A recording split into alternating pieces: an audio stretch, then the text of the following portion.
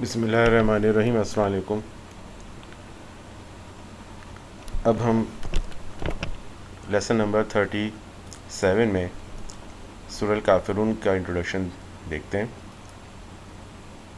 حضرت عبداللہ بن مسعود، حضرت حسن بصری اور اکرمہ کہتے ہیں کہ یہ سورت مکی ہے۔ حضرت عبداللہ بن زبیر کہتے ہیں کہ مدنی ہے۔ حضرت عبداللہ بن عباس اور قتادہ سے دو قول منقول ہیں، ایک یہ کہ یہ مکی ہے اور دوسرے یہ کہ مدنی ہے، لیکن جمہور مفسرین کے نزدیک یہ مکی صورت ہے اور اس کا مضمون خود اس کے مکی ہونے پر دلالت کرتا ہے۔ مکہ معظمہ میں ایک دور ایسا گزرا ہے جب نبی صلی اللہ علیہ وسلم کی دعوت اسلام کے خلاف قریش کے مشرک معاشرے میں مخالفت کا طوفان تو برپا ہو چکا تھا، لیکن ابھی قریش کے سردار اس بات سے بالکل مایوس نہیں ہوئے تھے کہ حضور صلی اللہ علیہ وسلم کو کسی نہ کسی طرح مصالحت پر آمادہ کیا جا سکے گا۔ اس لیے وقتاً فوقتاً وہ آپ صلی اللہ علیہ وآلہ وسلم کے پاس مصالحت کی مختلف تجویزیں لے کر آتے تاکہ آپ صلی اللہ علیہ وآلہ وسلم ان میں سے کسی کو مان لیں اور وہ نزاع و جھگڑا ختم ہو جائے جو آپ صلی اللہ علیہ وسلم کے اور ان کے درمیان رونما ہو چکا تھا۔ اس سلسلے میں متعدد روایات احادیث منقول ہیں۔ حضرت عبداللہ بن عباس رضی اللہ تعالیٰ عنہ کی روایت ہے کہ قریش کے لوگوں نے رسول اللہ صلی اللہ علیہ وآلہ وسلم سے کہا، ہم آپ صلی اللہ علیہ وآلہ وسلم کو اتنا مال دے دیتے ہیں کہ آپ صلی اللہ علیہ وآلہ وسلم مکہ کے سب سے زیادہ دولت مند آدمی بن جائیں۔ آپ صلی اللہ علیہ وسلم جس عورت کو پسند کریں اس سے آپ کی شادی کیے دیتے ہیں، ہم آپ کے پیچھے چلنے کے لیے تیار ہیں۔ آپ صلی اللہ علیہ وآلہ وسلم بس ہماری یہ بات مان لیں کہ ہمارے معبودوں کی برائی کرنے سے باز رہیں۔ اگر یہ آپ صلی اللہ علیہ وآلہ وسلم کو منظور نہیں تو ہم ایک اور تجویز آپ صلی اللہ علیہ وآلہ وسلم کے سامنے پیش کرتے ہیں جس میں آپ صلی اللہ علیہ وآلہ وسلم کی بھی بھلائی ہے اور ہماری بھی۔ حضور صلی اللہ علیہ وآلہ وسلم نے پوچھا وہ کیا ہے؟ انہوں نے کہا، ایک سال آپ صلی اللہ علیہ وآلہ وسلم ہمارے معبود لات اور عزا کی عبادت کریں اور ایک سال ہم آپ صلی اللہ علیہ وسلم کے معبود کی عبادت کریں۔ حضور صلی اللہ علیہ وآلہ وسلم نے فرمایا، اچھا ٹھہرو، میں دیکھتا ہوں کہ میرے رب کی طرف سے کیا حکم آتا ہے۔ اس کا یہ مطلب نہیں ہے کہ رسول اللہ صلی اللہ علیہ وسلم کسی درجے میں بھی اس تجویز کو قابل قبول کیا معنی قابل غور بھی سمجھتے تھے، اور آپ صلی اللہ علیہ وسلم نے معاذ اللہ کفار کو یہ جواب اس امید پر دیا تھا کہ شاید اللہ تعالیٰ کی طرف سے اس کی منظوری آ جائے، بلکہ دراصل یہ بات بالکل ایسی ہی تھی جیسے کسی ماتحت افسر کے سامنے کوئی بیجا مطالبہ پیش کیا جائے اور وہ جانتا ہو کہ اس کی حکومت کے لیے یہ مطالبہ قابل قبول نہیں، مگر وہ خود صاف انکار کر دینے کے بجائے مطالبہ کرنے والوں سے کہے کہ میں آپ کی درخواست اوپر بھیجے دیتا ہوں، جو کچھ وہاں سے جواب آئے گا وہ آپ کو بتا دوں گا۔ اس سے فرق یہ واقع ہوتا ہے کہ ماتحت افسر اگر خود ہی انکار کر دے تو لوگوں کا اصرار جاری رہتا ہے، لیکن اگر وہ بتائے کہ اوپر سے حکومت کا جواب ہی تمہارے مطالبے کے خلاف آیا تو لوگ مایوس ہو جاتے ہیں۔ اس پر وہی نازل ہوئی، قل یا ایھا الکافرون، اور یہ کہ ان سے کہو، نادن، کیا تم مجھ سے یہ کہتے ہو کہ میں اللہ کے سوا کسی اور کی عبادت کروں؟ ابن عباس کی ایک اور روایت یہ ہے کہ قریش کے لوگوں نے حضور صلی اللہ علیہ وآلہ وسلم سے کہا، اے محمد، اگر تم ہمارے معبود بتوں کو چوم لو تو ہم تمہارے معبود کی عبادت کریں گے۔ اس پر یہ صورت نازل ہوئی۔ سعید بن مینا کی روایت ہے کہ ولید بن مغیرہ، عاص بن وائل، اسود بن المطلب اور امیہ بن خلف رسول اللہ صلی اللہ علیہ وآلہ وسلم سے ملے اور آپ صلی اللہ علیہ وآلہ وسلم سے کہا، اے محمد صلی اللہ علیہ وآلہ وسلم، آؤ ہم تمہارے معبود کی عبادت کرتے ہیں اور تم ہمارے معبود کی عبادت کرو، ہم اپنے سارے کاموں میں تمہیں شریک کیے لیتے ہیں۔ اگر وہ چیز جو تم لے کر آئے ہو اس سے بہتر ہوئی جو ہمارے پاس ہے تو ہم تمہارے ساتھ اس میں شریک ہوں گے اور اپنا حصہ اس سے پا لیں گے، اور اگر وہ چیز جو ہمارے پاس ہے اس سے بہتر ہوئی جو تم لائے ہو تو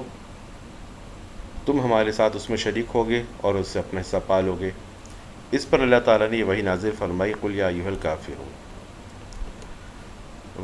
وہب بن منبع کی روایت ہے کہ قریش کے لوگوں نے رسول اللہ صلی اللہ علیہ وآلہ وسلم سے کہا،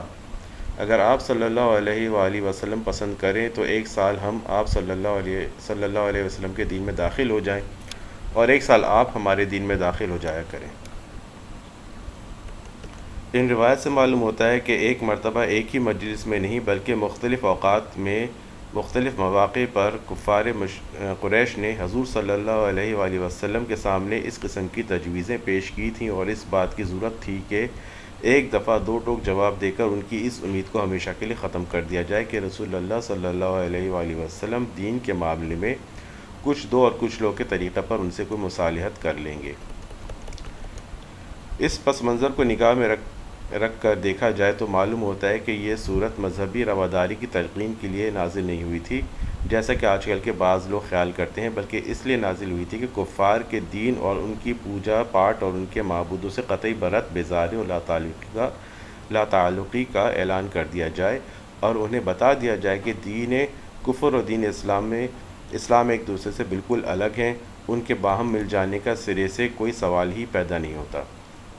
یہ بات اگرچہ ابتداً قریش کے کفار کو مخاطب کر کے ان کی تجویز مصالحت کے جواب میں کہی گئی تھی، لیکن یہ انہی تک محدود نہیں ہے، بلکہ اسے قرآن میں درج کر کے تمام مسلمان کو قیامت تک کے لیے تعلیم دی گئی ہے کہ دین کفر جہاں جس شکل میں بھی ہو، ان کو اس قول سے اور عمل میں برات کا اظہار کرنا چاہیے اور بلا روح رعایت کہہ دینا چاہیے کہ دین کے معاملے میں وہ کافروں سے کسی قسم کی مداہنت یا مصالحت نہیں کر سکتے۔ اسی لیے یہ صورت اس وقت بھی پڑھی جاتی رہی جب وہ لوگ مر کھپ گئے تھے جن کی باتوں کے جواب میں اسے نازل فرمایا گیا تھا، اور وہ لوگ بھی مسلمان ہونے کے بعد اسے پڑھتے رہے جو اس کے نزول کے زمان میں کافر و مشرک تھے، اور ان کے گزر جانے کے صدیوں بعد آج بھی مسلمان اس کو پڑھتے ہیں، کیونکہ کفر اور کافری سے بیزاری اور لا تعلقی ایمان کا دائمی تقاضا ہے۔ رسول اللہ صلی اللہ علیہ وآلہ وسلم کی نگاہ میں اس صورت کی کیا اہمیت تھی، اس کا اندازہ ذیل کی چند احادیث سے کیا جا سکتا ہے۔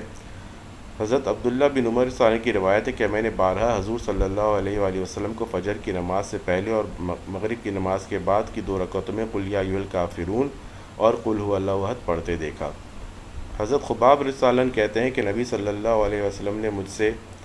فرمایا کہ جب تم سونے کے لیے اپنے بستر پر لیٹو تو قل یا ایھا الکافرون پڑھ لیا کرو، اور حضور صلی اللہ علیہ وآلہ وسلم کا خود بھی یہ طریقہ تھا کہ جب آپ سونے کے لیے لیٹتے تو یہ صورت پڑھ لیا کرتے تھے۔ ابن عباس کا بیان ہے کہ رسول اللہ صلی اللہ علیہ وسلم نے لوگوں سے فرمایا، میں تمہیں بتاؤں وہ کلمہ جو تم کو شرک سے محفوظ رکھنے والا ہے،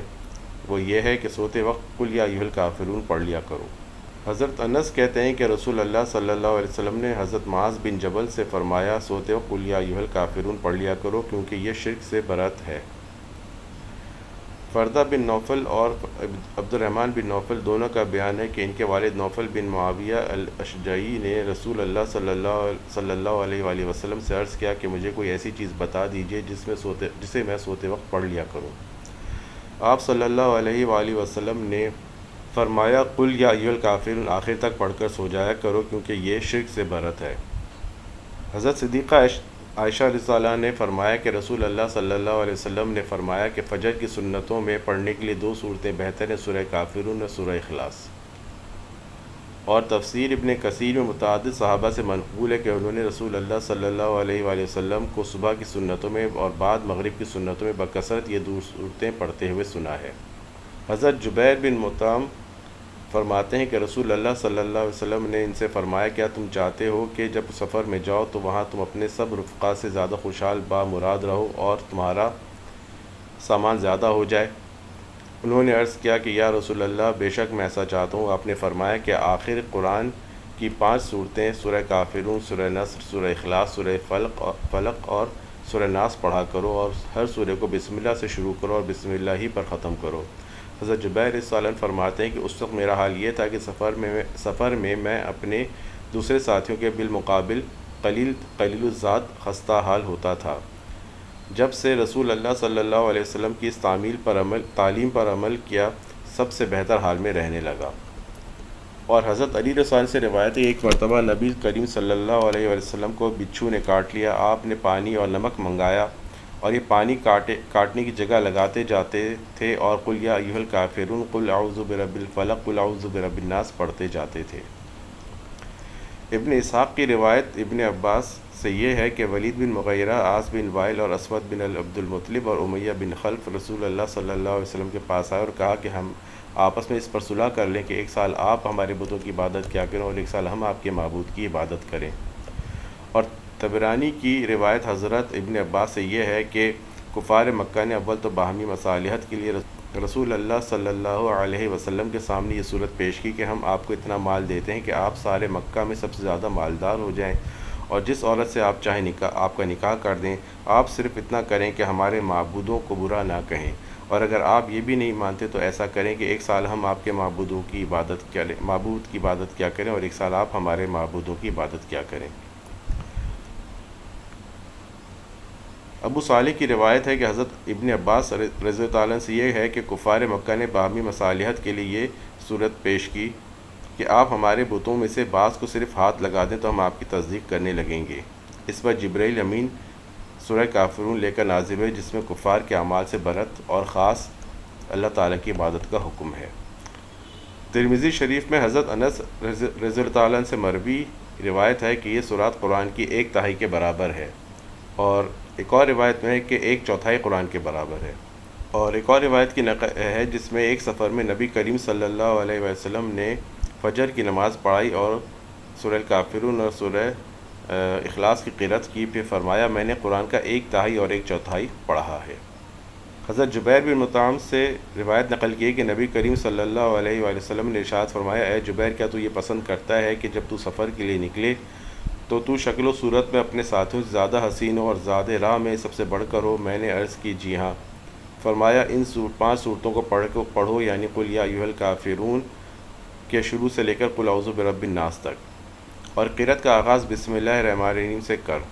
کہا اللہ کی قسم میرے پاس مال زیادہ نہیں ہوتا تھا، جب میں سفر کرتا تو سب سے زیادہ پراگندہ حال میرا ہوتا اور سب سے زیادہ کم زاد راہ میرا ہوتا، اور جب سے میں نے انہیں پڑھنا شروع کیا سب سے اچھا حال میرا ہوتا اور سب سے زیادہ زاد راہ میرے پاس ہوتا، یہاں تک کہ میں اپنے سفر سے واپس لوٹ آتا۔ حضرت ابن عباس رضی اللہ عنہ نے کہا قرآن حکیم میں ابلیس کو غضبناک کرنے والی اس سے بڑھ کر کوئی چیز نہیں، کیونکہ یہ صورت توحید اور شرک سے برت ہے۔